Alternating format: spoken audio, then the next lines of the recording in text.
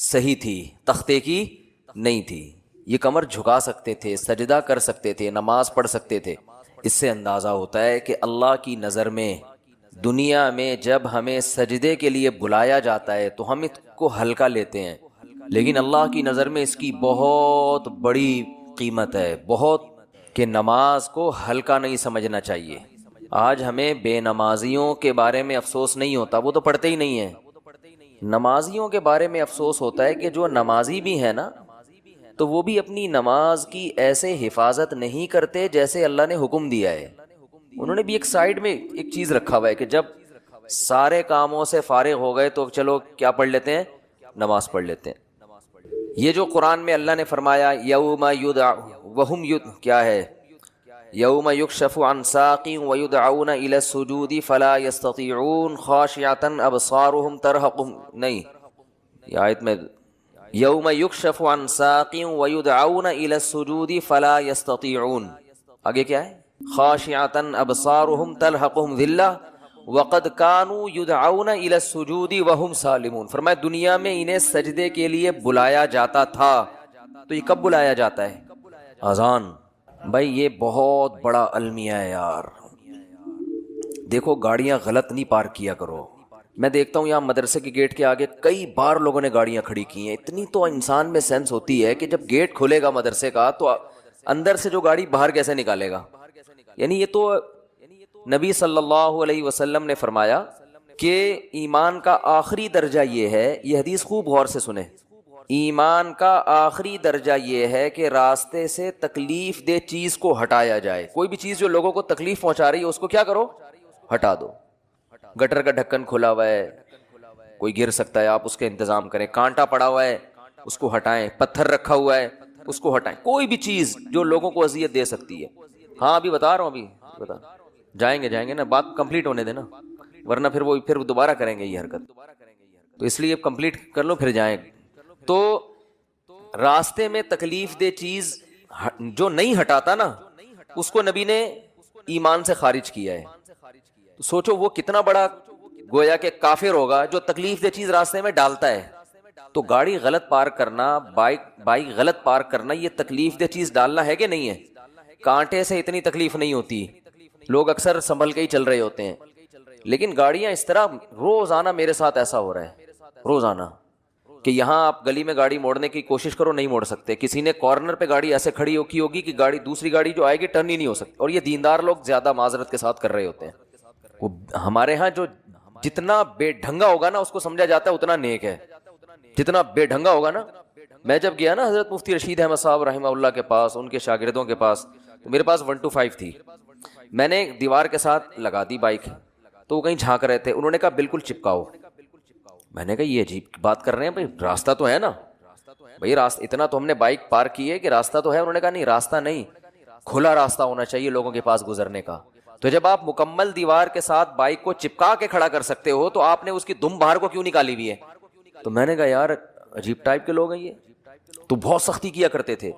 تو راستے سے تکلیف دہ چیز جو نہ ہٹائے وہ ایمان سے خارج ہے، تو جو راستے میں تکلیف دہ چیز ڈالے وہ کتنا بڑا بے ایمان ہوگا معذرت کے ساتھ۔ تو ابھی تو آپ لوگوں سے غلطی سے اس لیے میں کہہ رہا ہوں کہ اب جس نے غلط گاڑی پارک کی وہ اٹھے گا ہی نہیں نا ہمیں اپنے بے ایمان کا فتویٰ لگا دیا۔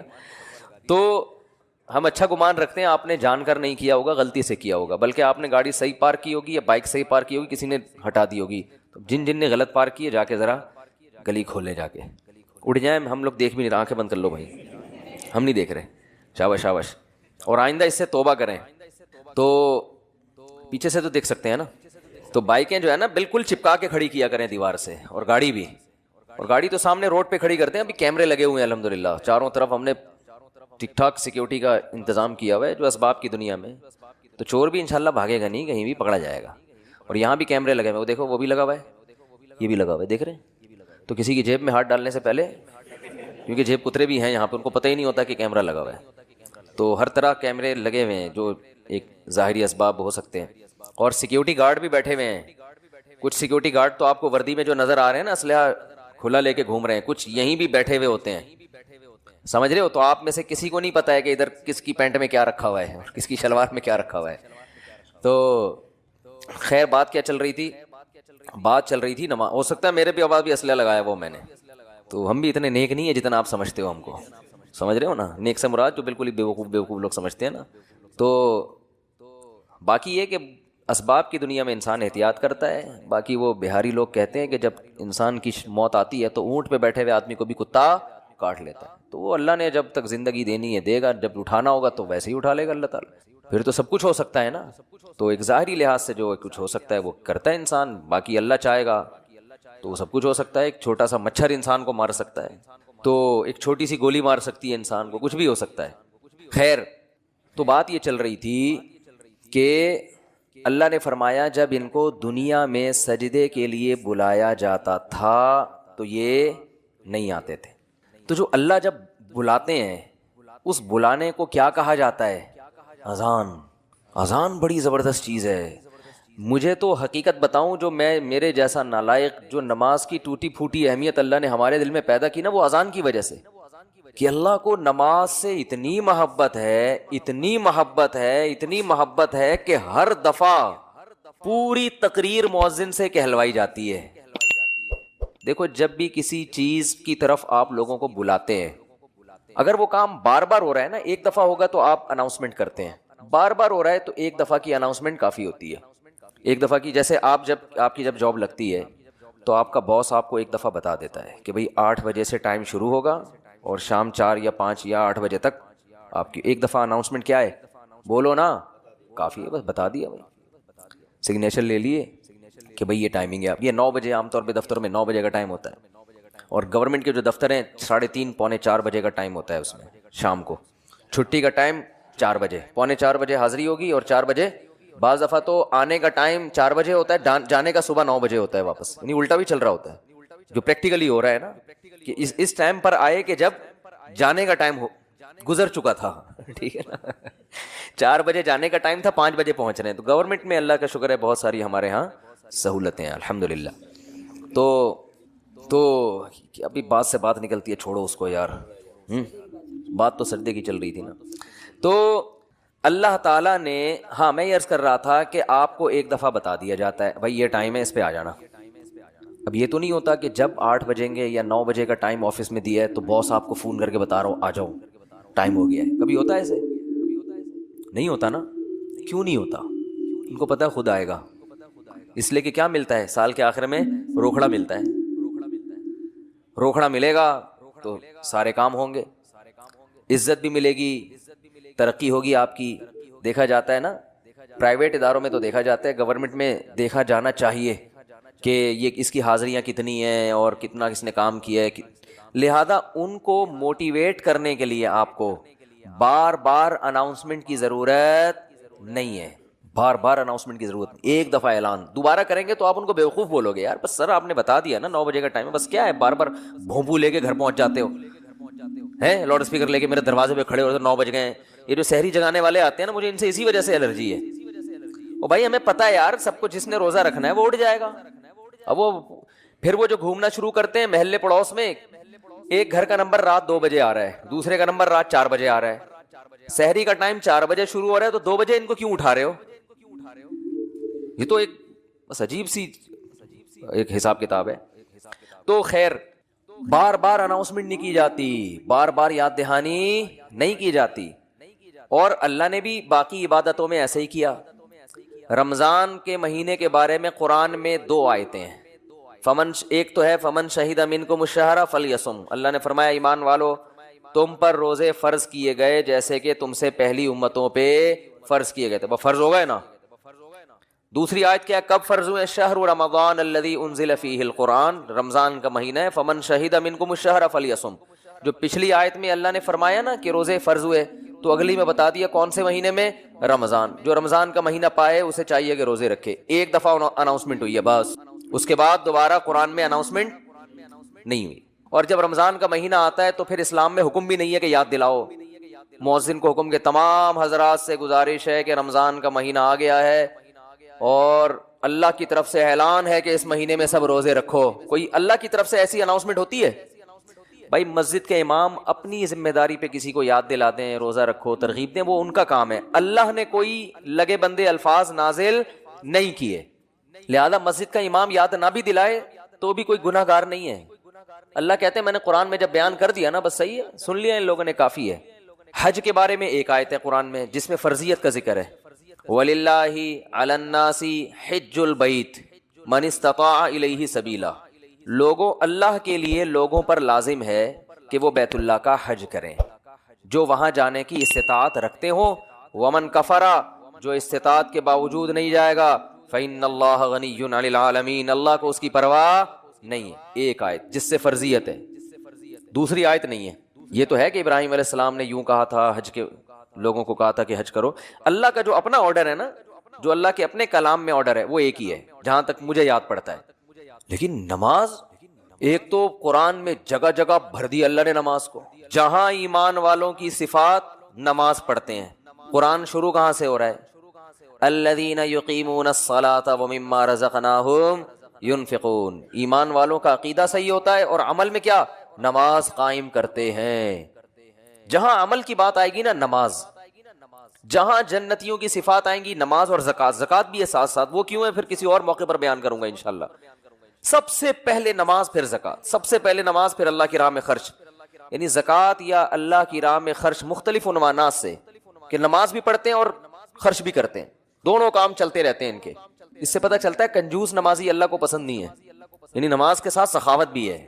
تو لیکن نماز کو پہلے درجے پہ رکھا گیا ہے. وجہ کیا ہے اس کی, اتنا فوکس کیوں کیا جا رہا ہے, اتنا زیادہ اس کو ہائی لائٹ کیوں کیا جا رہا ہے؟ پھر چلو اللہ نے قرآن میں درجنوں جگہوں پر کہہ دیا نماز پڑھو, بار بار کہہ دیا نماز پڑھو نماز پڑھو, اتنا کہا ہے کہ اس سے زیادہ کوئی حکم قرآن میں ملتا ہی نہیں ہے. چلو اتنا زیادہ کہہ دیا, اب تو بار بار اناؤنسمنٹ کی ضرورت اور بھی نہیں ہے نا, اب تو بالکل ہی ضرورت نہیں ہے. دیکھو آپ کے باس نے آپ کو بلایا دفتر اور آپ سے کہا کہ 9 بجے آپ نے پہنچنا ہے, ایک دفعہ کہہ دیا. اس کے بعد پھر آپ کو کہا میں دوبارہ کہہ رہا ہوں 9 بجے آپ کی ٹائمنگ شروع ہو جاتی ہے. سمجھ میں آ گئی بات؟ آپ نے کہا. پھر تیسرے دفعہ کہہ رہا ہے میں بتاؤں کتنے بجے ٹائم ہے آپ کا, 9 بجے. 10 دفعہ جب کہہ دے گا نا 9 بجے, اب جب 9 بجیں گے تو آپ کو یاد نہیں دلائے گا, وہ کہے گا میں نے 10 دفعہ اسی لیے کہہ دیا تھا کہ دوبارہ مجھے یاد دلانے کی ضرورت نہ پڑے. اب آپ اگلے دن لیٹ ہو رہے ہو, 11 بجے پہنچ رہے ہو, تو وہ کہہ رہا ہے, وہ کہے گا کہ آپ کیوں لیٹ آ رہے ہو, آپ کو سر آپ نے 9 بجے مجھے یاد نہیں دلایا. وہ کیا کہے گا باس کہ بھائی جو پہلے دن میں نے 10 دفعہ کہا تھا نا 9 بجے, وہ اسی لیے کہا تھا کہ ایک دفعہ کہنا کافی تھا, مگر 10 دفعہ اس لیے ریپیٹ کیا تھا کہ دوبارہ یاد دلانے کی ضرورت نہ پڑے. آپ یہ نہ کہو کہ میں بھول گیا تھا. بہت مشکل ہے سمجھانا, بہت مشکل ہے. تو جب اللہ نے نماز کو سینکڑوں دفعہ ریپیٹ کیا قرآن میں, تو اب تو ہر وقت یاد دلانے کی بالکل بھی ضرورت نہیں تھی. کمال ہے بھائی, اللہ نے کیا فرمایا کہ اتنا یاد دلاؤ کہ پیدائش سے لے کے موت تک اذان ہی سنتا رہے بیٹھ کے.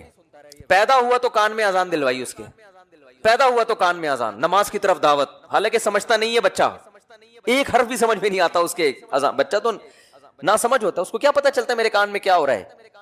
لیکن جب بڑا ہوتا ہے نا تو اس کو یہ جب یاد دلایا جاتا ہے کہ تیرے کان میں بھی اذان دی گئی تھی, دوسروں کو دیکھتا ہے تو اس کو پتا چلتا ہے کہ اللہ نے ابھی سے یاد دلا دیا ہے. تو پیدا ہوا ہے تجھے بتایا کہ نماز نہیں چھوڑنی, تو نے نماز نہیں چھوڑنی ہے تو نے. پھر فجر کے وقت الگ بلایا جا رہا ہے, ظہر کا ٹائم آتا ہے الگ. اچھا اللہ نے نماز کا بھی ذکر کیا اور ٹائمنگ بھی قرآن میں بتا دی. اقیم الصلاۃ لدلوک الشمس الی غسق اللیل, نماز کو قائم کرو سورج کے ڈھلکنے کے اوقات میں اور رات کے اندھیروں میں بھی. اس میں پانچوں نمازیں آ گئیں. سورج میں جب کوئی بڑی تبدیلی ہوتی ہے نا تو اس کو ڈھلکنا کہتے ہیں. سورج میں جب بڑی تبدیلی ہوتی ہے, فجر کے وقت سورج کیا اندھیروں سے نکل کے روشنیوں کی طرف جب لائٹ مارتا ہے نا سورج مشرق سے. دیکھو کوئی گاڑی, آپ کسی گاڑی کا انتظار کر رہے ہو یار, وہ دولہے کی مثال دیتے ہیں, اس کو بات سمجھ میں آئے گی. دولہا بارات کے انتظار میں ہال میں بیٹھا ہوا ہے, بارات آ رہی ہے کہ نہیں آ رہی ہے, ٹائم دیکھ رہا ہے یار لیٹ, پہلے میں بہت لیٹ ہو گیا, مفتی صاحب کا بیان سن کے تو 45 سال میں شادی کر رہا ہوں, اوپر سے بارات لیٹ ہے. تو وہ فوراً دیکھتا رہے گا کہ بھئی ایک دم بسوں کی لائٹیں جو ہے نا گلی کے نکڑ پہ بس نظر نہیں آتی, لائٹنگ پہلے ہوتی ہے نا, لائٹنگ سے اندازہ ہو جاتا ہے کہ اب بارات پہنچنے والی ہے. پھر پٹاخے بعد میں. تو سورج کیا ہے ایک دم غائب ہو جاتا ہے, اندھیروں میں دنیا ڈوب جاتی ہے. تو سب سے پہلے جو لائٹ مشرق کی طرف ظاہر ہوتی ہے, جو لائٹ یعنی اس طرح ہوتی ہے وہ، ایک تو عمودی لائٹ ہوتی ہے نا، عمود کو کیا کہتے ہیں؟ پرپینڈیکولر کہتے ہیں، ہم تو ٹریگنومیٹری پڑھ کے بھول گئے یار. ہاں ہاریزینٹل میں لفظ بھول گیا ہوں، ہم نے بہت پڑھی ہے. ہاریزونٹل ایک ہوتا ہے پرپینڈیکولر، ایک ہوتا ہے بیس کہتے ہیں اس کو.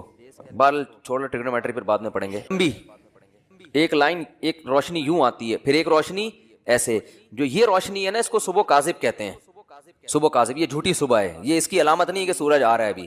اس کے بعد جب ایک دم افق پہ مشرق یعنی مشرق کی طرف آسمان کے کنارے پہ جو ایسے لائٹ پھیلتی ہے نا، یہ وہ والی لائٹ ہے جو بارات آتے وقت ٹرک جو بس مارتی ہے نا لائٹ، اب یہ آ گئی ہے. اس سے پہلے تو کوئی سگریٹ پی رہا تھا یا کیا کر رہا تھا.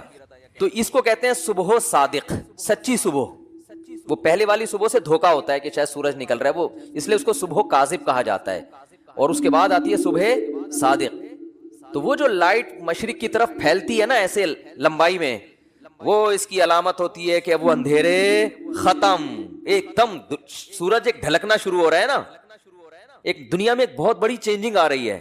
تو اللہ نے فرمایا جیسے ہی دنیا میں یہ چینجنگ آئے گی، تبدیلی آئے گی اس سے، سورج کے ڈھلکنے سے، تم نے کیا کرنا ہے اس موقع پر؟ نماز قائم کرنا ہے، اپنے رب کو یاد کرنا ہے. میرا رب مجھے رات کے اندھیروں سے نکال کے دوبارہ، کتنی بڑی خدا کی قسم یہ سورج کا طلوع ہونا اتنی بڑی نشانی ہے اللہ کے وجود کی. ایتھیس اور ملحد پاگل ہوتے. مجھے لوگ کہتے ہیں ملحدوں پہ کو معاف کر دیں، بیان نہ کریں آپ، بہت بیان ہو گیا ملحدوں پر. لیکن بھائی کیسے یار چھوڑ دیں؟ اتنی بڑی خدا کی نشانیاں دیکھ کر جو بدبخت کہتے ہیں یہ آٹومیٹیکلی ہو رہا ہے. اور یار ایسا سسٹم، اتنا ایندھن اس کے اندر، ایسی روشنی، کیسا جیسے آپ تکے کو گھماتے ہیں نا جب پکاتے ہیں، کوئلے پہ جب تکا پکاتے ہیں، ادھر سے پک گیا اب کیا کرو؟ گھماؤ. یہ خود بخود گھومتا ہے؟ گھمانا پڑتا ہے. یا ایسا سسٹم لگانا پڑے گا کہ گھومے. وہ سسٹم کوئی لگا کے دیتا ہے. تکے میں خود بخود اتنی عقل نہیں ہوتی کہ کروڑوں سال میں ترقی کرتے کرتے ایسا بن گیا کہ آٹومیٹک گھومنا خود بخود ہی شروع. یہاں سے پک گیا اب یہاں سے پکاؤ ہے بھائی، یہاں سے تو پک گیا اب کیا کرو؟ اب یہاں سے پکاؤ مجھے. تکا خود بخود کروڑوں سال میں بھی اتنا ذہین نہیں ہوتا. تو یہ سورج اور زمین اتنے ذہین کیسے ہو گئے کہ سورج گیا اور پوری دنیا کو لائٹ دیتا دیتا ساری دنیا میں کی فصلیں اگاتا، وٹامن ڈی پرووائڈ کرتے کرتے کرتے کرتے ابھی سورج امریکہ والوں کو نواز رہا ہے. اس وقت یہاں رات ہو رہی ہے نا. کتنا بڑا جرم کیا، نماز کو ساقط کر دیا بغیر کسی دلیل کے. ہے بھائی دیکھو، جس کا حق ہے اس کو حق ہے نا کہ وہ ساقط کر دے. مثال سے بات سمجھاتا ہوں. آپ نے مجھ سے 1,00,000 روپے لیے اور پی گئے. آپ نے کہا تھا 1 مہینے بعد دوں گا. بھائی یہ بچوں کو خاموش کروائیں اوپر، ٹھیک ہے نا. آپ نے مجھ سے 1,00,000 روپے قرض لیے. قرض کس کا تھا؟ میرا. آپ نے کہا 1 مہینے بعد دوں گا. آپ 1 مہینے بعد نہیں دے رہے، ترسا رہے ہیں، تڑپا رہے ہیں. 6 مہینے گزر گئے. مجھے بہت غصہ آ رہا ہے کہ آجا، پکڑائی میں آئے گا تو نہیں چھوڑوں گا میں تجھے. اور میں نے کہا اب تو 6 مہینے بعد لے کے بھی آئے گا نا، پیسے تو لوں گا لیکن سزا دوں گا تجھے، کیونکہ تو نے اتنا ڈیلے کیوں کیا. آپ نے سوری کر لی 6 مہینے بعد کہ یار معافی چاہتا ہوں یار. اب جب آپ نے سوری کی ہے، میں نے کہا چلو بھائی اب یہ قرض لے آئے گا، اب میں اس پہ غصہ نہیں ہوں گا کیونکہ میں نے اس کو معاف کر دیا. یہ جو ڈیلے کیا نا معاف کر دیا. تیسرا بندہ اٹھ کے اس کو جا کے کہتا ہے اب تو پیسے نہ دے، اب تو پیسے مفتی صاحب کے پیسے نہ دے. اگلا کہتا ہے بھائی کیوں نہیں دوں، ایک تو میں نے ڈیلے کیا اب بھی میں نہ دوں. تو وہ اگلا بندہ کہتا ہے بھائی اس کی کیا دلیل ہے کہ تیرے ذمے مفتی صاحب کے پیسے ہیں؟ اس پہ کوئی حدیث، اس پہ کوئی قرآن کی آیت کہ تو نے ابھی بھی دینے ہیں؟ تو یہ سمجھدار ہوگا تو کیا کہے گا؟ بھائی یہ معاف کرنے کا حق اس کو ہے جس نے پیسے دیے ہیں، یہ تھرڈ پرسن کو بولو نہیں ہے. تو اگر مفتی صاحب نے ایسی کوئی بات کہی ہے کہ جو ڈیلے کر دے گا تو میں معافی کر دوں گا، یعنی جو ٹائم پہ میرا قرضہ نہیں دے گا نا، اب اس کو میری طرف سے یہ سہولت ہے کہ صرف توبہ کر لے، قرضہ بھی ختم. اس سے بڑا مفتی دنیا میں کوئی بیوقوف دیکھا آپ نے جو کہے کہ جس نے میرے پیسے ٹائم پہ نہیں دیے اب وہ صرف سوری کرے گا، صرف سوری کرے گا تو وہ پورا ہی اڑا دوں گا میں اس سے قرضہ. تو اگر یہ سامنے والا جو 1,00,000 روپے کھا کے بیٹھا ہوا ہے نا یہ 2 نمبر ہوگا نا، تو ان مذہبی اسکالر کی باتیں اس کو فوراً سمجھ میں آئیں گی جو یہ کہہ رہے ہیں کہ نہ دو. لیکن 1 نمبر ہوگا نا تو وہ کہے گا اس کی کیا دلیل ہے کہ جس کا حق تھا اس نے معاف کر دیا ہے. اس کی دلیل مفتی صاحب سے کوئی تحریر لے کر آؤ. قضائے عمری کے ساتھ یہی حشر کیا ہے آج کل کے مذہبی اسکالرز نے، اور آج کل کے مذہبی اسکالرز کو جنہوں نے اپنا باپ بنا لیا ہے، ائمہ مجتہدین کو چھوڑ کر، ان لوگوں نے بھی یہی حشر کیا ہے. اللہ میاں نے کہا تھا نماز قائم کرو، فجر کی نماز فجر کے ٹائم پہ ہونی چاہیے، ظہر کی ظہر کے ٹائم پہ ہونی چاہیے. لوگوں نے کیا کیا؟ نہیں قائم کی، قضا کرتے رہے، 10 سال تک قضا کر کے اپنے اوپر ایک بوجھ کھڑا کر لیا. تو آپ کو خیال آیا کہ یار میں نے بہت بڑا جرم کیا، 10 سال نمازیں نہیں پڑھی، میں توبہ استغفار کروں. آج کل کے جو مذہبی اسکالر قرآن و سنت کے نام پہ جو بیوقوف بناتے ہیں، جن کو قرآن و سنت کے علاوہ سب کچھ آتا ہے، سینس تو ہے ہی نہیں. میں بار بار کہتا ہوں، یہ جو آج کل کے مذہبی اسکالر تمہیں مجتہدین سے ہٹا رہے ہیں نا قرآن و سنت کے نام پہ، خدا کی قسم یہ قرآن و سنت میں نہیں لے کر آ رہے، یہ اپنا منجن بیچ رہے ہیں. قرآن و سنت جو ایکسپلین پہلے ہو چکا ہے نا، وہ اوتھینٹک ہے، وہ مستند ہے. آج کل کے تلوں میں تیل نہیں ہے ان اسکالرز میں، یہ اتحاد امت کے نام پہ اپنا منجن بیچ رہے ہیں. تو انہوں نے کیا کیا؟ 10 سال ایک آدمی نے نماز نہیں پڑھی، اتنا بڑا جرم کیا، اللہ کا قرض اس کے اوپر. حدیث میں آتا ہے دین اللہ احق ان یقضا، اللہ کا قرض سب سے زیادہ اس لائق ہے کہ وہ ادا کیا جائے. آپ نے اللہ کا قرض اپنے اوپر لاد دیا. اب آج کل کے اسکالر میں سے کوئی اسکالر اٹھا، اس نے کہا کہ صرف سوری کر لو اللہ تعالیٰ سے، یہ 10 سال کی نمازیں کیا ہو جائیں گی؟ معاف. جب آپ ریلائبل مفتیان کرام کے پاس گئے، انہوں نے کہا بھائی سوری کرنے سے یہ جرم معاف ہو جائے گا کہ آپ نے 10 سال تک پڑھی کیوں نہیں ہے، لیکن اللہ کا قرضہ معاف نہیں ہوگا. تو وہ اسکالر جو نام نہاد اسکالر ہیں، انہوں نے کہا اس کی کیا دلیل ہے کہ معاف نہیں ہوگا؟ ہے بھائی اس کی کیا دلیل ہے کہ معاف نہیں ہوگا؟ حالانکہ دلیل اس کی ہونی چاہیے کہ معاف ہو گیا ہے. کہ مفتی صاحب سے پوچھ کے آؤ کہ اس کی کیا دلیل ہے کہ وہ 10 سال کی نمازیں معاف نہیں ہوں گی. مفتی اگر مفتی ہوگا تو کہے گا اس لیے کہ ہمارے پاس اس کی کوئی دلیل نہیں ملتی کہ اللہ نے وہ نمازیں معاف کر دی ہیں. لہذا جو اسکالر یہ بات کر رہا ہے نا، مفتی کہے گا کہ اس سے پوچھ کے آؤ کہ اس کی کیا دلیل ہے کہ سوری سے وہ ساری نمازیں ذمے سے ساقط ہو جاتی ہیں توبہ کرنے سے. کیونکہ تمہارے پاس کوئی دلیل نہیں ہے کہ اللہ نے وہ معاف کر دی ہیں، تو تم اللہ کی طرف اس بات کی نسبت کیوں کر رہے ہو جو اللہ نے کہی نہیں ہے؟ کہاں اللہ نے لکھا ہے کہ جان بوجھ کر نماز چھوڑ دو گے تو میں نمازی ذمے سے ساقط کر دوں گا؟ کہیں لکھا ہوا ہے یہ؟ بولو بھائی کیا ہو گیا؟ کہیں ہے قرآن میں حدیث میں کہ جو 10 سال چھوڑے گا تو خالی سوری سے اس کا قرضہ معاف کر دوں گا؟ آپ خود قانون ساز بن گئے ہو. لوگ کہتے ہیں کہ جی حرج بہت ہے 10 سال کی نمازیں پڑھنے میں، اور اسلام میں تنگی نہیں ہے. حرج جب ہے جب 10 سال کی نمازیں ایک دن میں ہو. 10 سال کی نمازیں 10 سال میں کر لو بھائی. 1 کروڑ روپے لے کے کوئی بندہ پی گیا نا، روزانہ پیسے لے رہا تھا بٹوے سے نکال کے، کھربوں روپے جمع ہو گئے. تو جب تک جس کے پیسے چرائے ہیں وہ معاف نہ کرے اور آپ کے پاس دلیل نہ ہو کہ اس نے معاف کر دی ہیں، کیا وہ کروڑوں روپے معاف ہوں گے اس بیس پہ کہ یہ حرج ہے ان کروڑوں کے ادا کرنے میں؟ کورٹ یہ کہہ دے گی کہ بھائی تھوڑے تھوڑے کر کے پے کر دو، ایک دم نہ دو.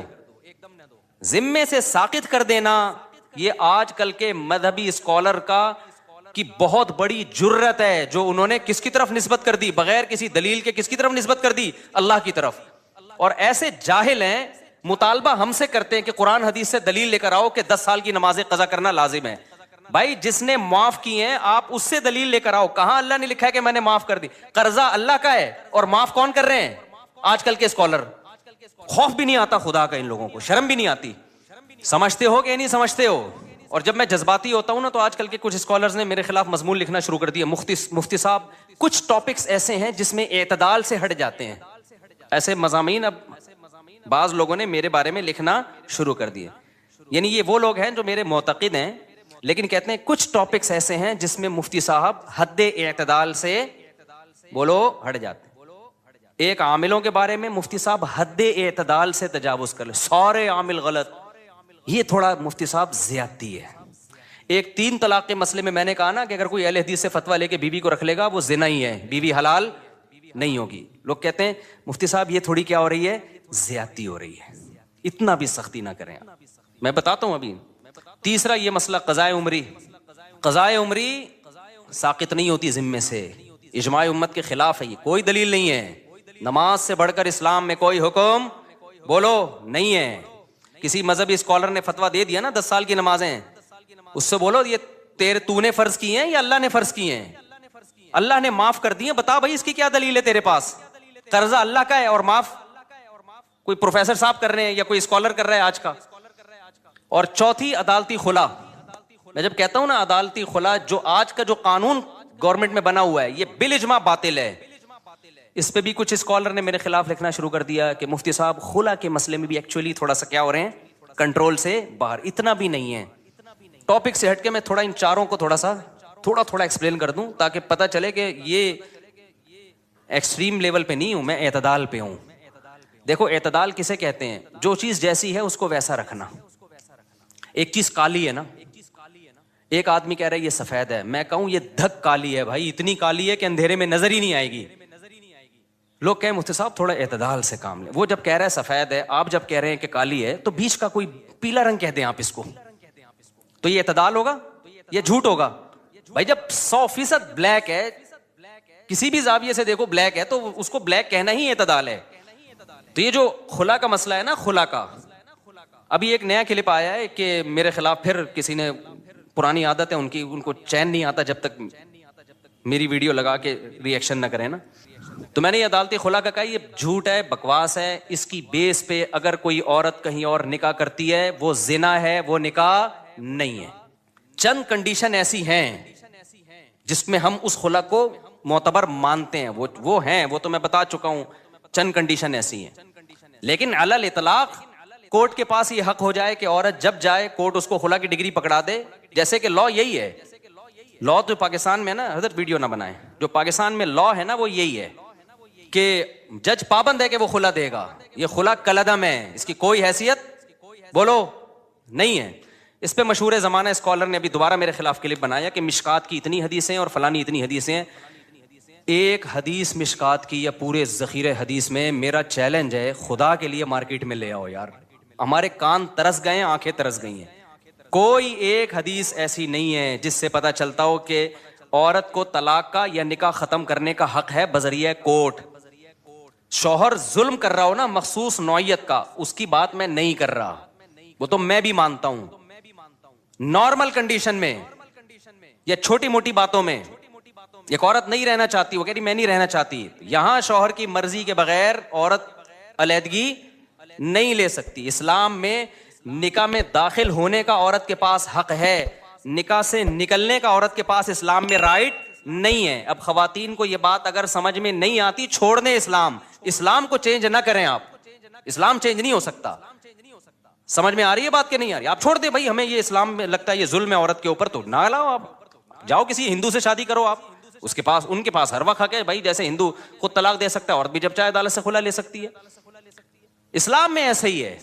کوئی اسکالر یہ بات کرتا ہے نا کہ نہیں ایسا نہیں ہے, تو آپ میرے سامنے بٹھا دیں اس کو, آن لائن لے آئیں اس کو, مشہور آدمی ہو, ہر آڑا ترچھا مشہور ہونے کے لیے بعض دفعہ آ جاتا ہے. تو میں بتاؤں گا مشکات میں کتنی حدیثیں ہیں, بخاری میں کتنی حدیثیں ہیں, وہ سارے میں ان کمبختوں کو ترجمے تک نہیں آتے ہیں حدیثوں کے. اگر عورت کے پاس بھی یہ رائٹ ہوتا ہے نا, کامن سینس بھی کوئی چیز ہوتی ہے. قرآن حدیث تو پہلے کامن سینس ہوگی تو قرآن حدیث سمجھ میں آئے گا نا. کامن سینس ہی نہیں ہے, قرآن حدیث تو ویسے ہی نہیں ان بیچاروں کے پاس, اور کامن سینس بھی نہیں ہے. اور وہ آج کل ہمیں بتا رہے ہیں کہ ابو حنیفہ امام شافعی کو فالو نہ کرو, ان لوگوں کو فالو کرو. کامن سینس کیا کہتی ہے کہ میاں بیوی میں اور گرل فرینڈ بوائے فرینڈ میں فرق کیا رہ جائے گا اگر عورت کے پاس بھی طلاق کا حق حاصل ہو جائے؟ فرق کیا رہ جائے گا؟ ارے میاں بیوی میں, بوائے فرینڈ اور گرل فرینڈ میں جب دونوں چاہیں بریک اپ ہو سکتا ہے کہ نہیں ہو سکتا؟ بولو نا. دونوں جب چاہیں ایک دوسرے کو چھوڑ دیں, تو پھر یہ میاں بیوی کے تکلف کی کیا ضرورت ہے؟ فرق صرف اتنا ہو جائے گا کہ گرل فرینڈ بوائے فرینڈ میں عورت ٹاٹا کر کے ویسے ہی چلی جاتی ہے, یہاں کورٹ سے کہے گی مجھے ٹاٹا کروا دو, کورٹ اس کو پکا ٹھپا لگا کے ڈگری دے دے گی. گرل فرینڈ میں تو پکا ٹھپا بھی نہیں لگتا, یہاں تو پکا ٹھپا لگ جائے گا. گرل فرینڈ بوائے فرینڈ اور میاں بیوی کا فرق ہی ختم ہو جائے گا. اتنی سینس اس بے وقوفوں میں نہیں ہے, اور یہ ہمارے باپ بنے ہوئے ہیں, ملین سبسکرائبر لے کے بیٹھے ہوئے ہیں یہ لوگ. میں تو کہتا ہوں یہ اس قوم کے ساتھ صحیح ہو رہا ہے. جیسے سیاسی حکمران جب کوٹتے ہیں نا میں پکڑ کے, صحیح کوٹتے ہیں بھائی, ووٹ کس نے دیا تھا؟